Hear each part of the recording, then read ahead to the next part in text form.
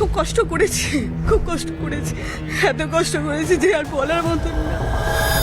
কি করা হয়েছিল আপনার সঙ্গে? আমার সঙ্গে তো অনেক কিছুই করা হয়েছিল। আমাকে একদম বন্দুক, হ্যাঁ আগ্নেয়াস্ত্র, বন্দুক ঠেকিয়ে দিয়েছিল। অসুরের তো দংশন হয় একটা সময় এসে।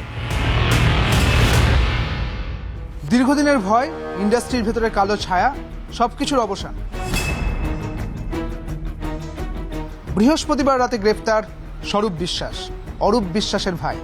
মূল অভিযোগকারী যিনি, তার সঙ্গেই কথা বলবো। একটা দীর্ঘদিনের লড়াই, অবশেষে স্বস্তি, স্বস্তির হাসিও দেখা যাচ্ছে, তাই তো? একদমই তাই, একদমই তাই।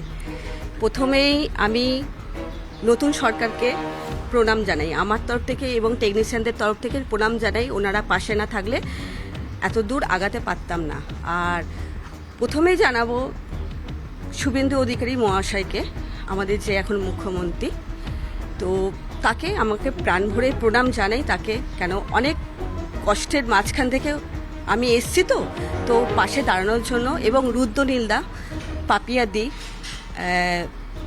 রূপাদি এবং হিরণদাকেও আমার তরফ থেকে, অল টেকনিশিয়ানদের তরফ থেকে প্রণাম জানাচ্ছি। তারা আমার পাশে ছিল বলে তাই জন্য এতটা দূর আগাতে পেরেছি। আর এত কষ্ট করেছি এই কারণে যে ওরা কষ্টটা দিয়েছে, সব থেকে বড় কথা প্রতিটা মানুষকে দিয়েছে। আমি প্রতিবাদটা করতে পেরেছি, কিন্তু ওরা যারা যারা প্রতিবাদটা করতে পারেনি তারা মুখ বুঝেই সহ্য করেছে। আমার সঙ্গে নারকীয় অত্যাচার হয়েছে। সে কি অত্যাচারটা সেটা সবাই তোমরা জানতে পেরেছো এখন এই মুহূর্তে। তো এটার অবসানটা হওয়ারই ছিল। কেন অসুরের তো দংশন হয় একটা সময় এসে। তো আমি বলবো যে আসছে সময় ভালোই হবে, সবাই কাজ পাবে। ব্যান কালচার উঠে গেল।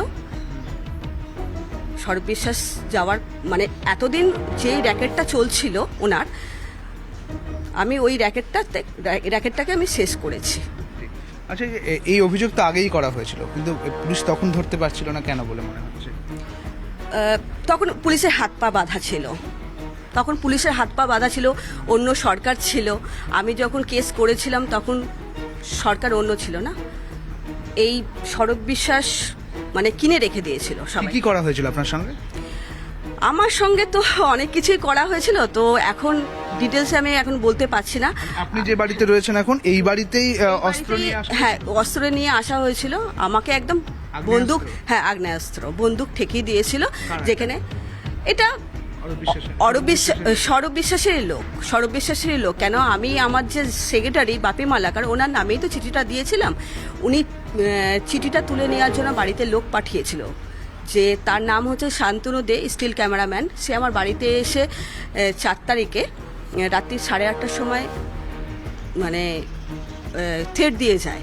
থ্রেট দিয়ে যাওয়ার পরে তো আমি সেই থ্রেটটা মানিনি। আমি বলছি এই চিঠি তো তুলবই না, যা আমি করার আমি করে নেব, এর আমি লাস্ট শেষ দেখে ছাড়বো। তো আমার সঙ্গে পেরে উঠতে পারিনি, কেন আমি মনের দিক থেকে প্রচণ্ড শক্তিশালী মেয়ে।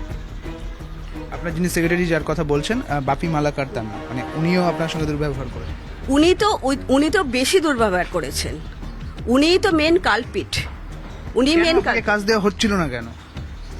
অনেক কারণ আছে। এই কারণটা এখন আপনাদেরকে আমি পরে জানাতে পারবো। আমি একটু আপাতত স্বস্তি তো? খুব খুব। এবার কি কাজ পাবেন? হ্যাঁ, আমি শুধু একা কাজ পাবো না, অল ইন্ডাস্ট্রি কাজ পাবে। ইন্ডাস্ট্রি থেকে ভয় আউট? হ্যাঁ, অল ইন্ডাস্ট্রি টেকনিশিয়ান কাজ পাবে। সরকার, নতুন সরকার এসে সেই জায়গাটা তৈরি করে দিয়েছে। আপনি তো ফেডারেশনের একজন মেম্বার? হ্যাঁ, ফেডারেশনের মেম্বার আমি। আচ্ছা, সেই দিনগুলোর কথা মনে পড়লে এখনো নিশ্চয়ই একটা ভয় কাজ করছে? হ্যাঁ, অনেক অনেক কষ্ট করেছি আমি। আপনি কোথা থেকে এসেছেন? এখানেই থাকেন? এখানকার বাসিন্দা? হ্যাঁ, আমার কাকু আমার হ্যাঁ ল্যান্ডলর্ড। উনি বাড়ি কোথায় অ্যাকচুয়ালি? আমার বাড়ি হচ্ছে বাগুইআটিতে। আমি কাজের পারপাসে এখানে থাকি। দীর্ঘদিন কাজ না থাকলে তো ভাড়াও দেওয়া যাবে না? না, আমার মেয়েরা চালিয়েছে, আমার মেয়েরা টাকা পাঠিয়েছে, দিয়েছে। কাকু আমাকে চাল ডাল, কিছুটা সময় খুব খারাপ গেছিল তখন একটু হেল্প করেছে। এখন মেয়েরা টাকা পয়সা পাঠাচ্ছে, কাকুকে আমি টাকা পয়সা দিচ্ছি। খুব কষ্ট করেছি, খুব কষ্ট করেছি, এত কষ্ট করেছি যে আর বলার মতন না। তিনি বলছেন যে অবশেষে স্বস্তি, এবং তিনি বলছেন যে এবার ইন্ডাস্ট্রি থেকে ভয় আউট হলো, ভরসা ইন হলো, কাজ পাওয়ার শেষ কথা হবে কাজী। ক্যামেরায় দীপঙ্কর মল্লিকের সঙ্গে সুদীপ্ত সেন, নিউজ 18 বাংলা।